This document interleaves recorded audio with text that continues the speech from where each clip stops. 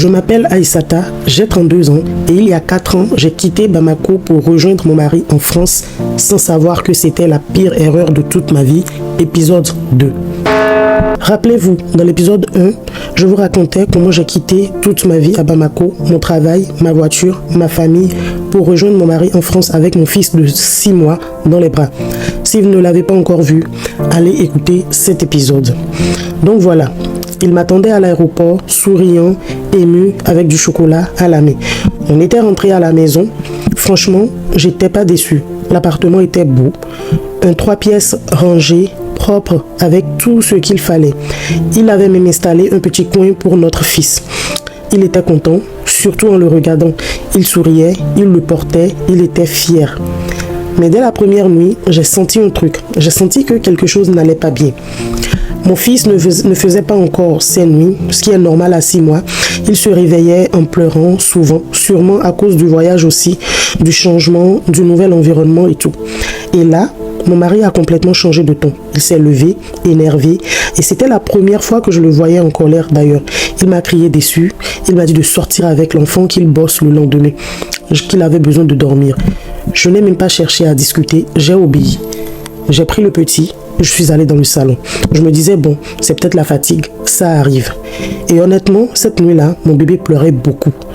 Le lendemain matin, il s'est levé. Pas un mot, pas un regard. Il s'est préparé en silence et il est parti au boulot. Le soir, il est revenu plus détendu. Moi, j'avais cuisiné parce que j'avais ramené des vires d'Afrique. J'avais préparé un bon plat. On a mangé, on a rigolé un peu et on a dormi. Mais la nuit suivante, rebelote. Et encore, et encore, et encore. Les pleurs du bébé le rendaient fou. Et moi, je ne comprenais pas.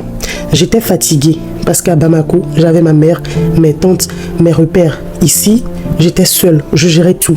Le bébé, la maison, la cuisine, les lessives, le ménage. Et je ne sortais pas. Je ne savais même pas où aller. Mon mari, il n'avait pas le temps.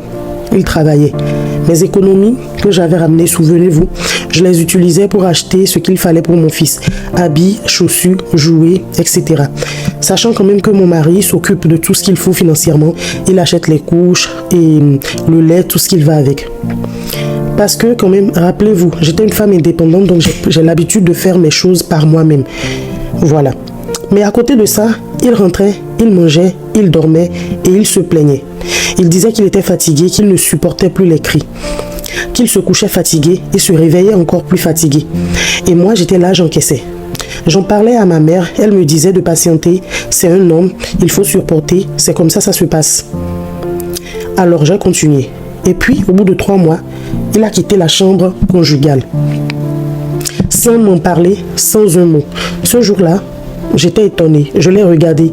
J'essayais de comprendre ce qui se passait, mais je n'y arrivais pas. Alors je me suis tue, je me suis dit, ça va passer. Ce que je ne savais pas, c'est que ça ne faisait que commencer.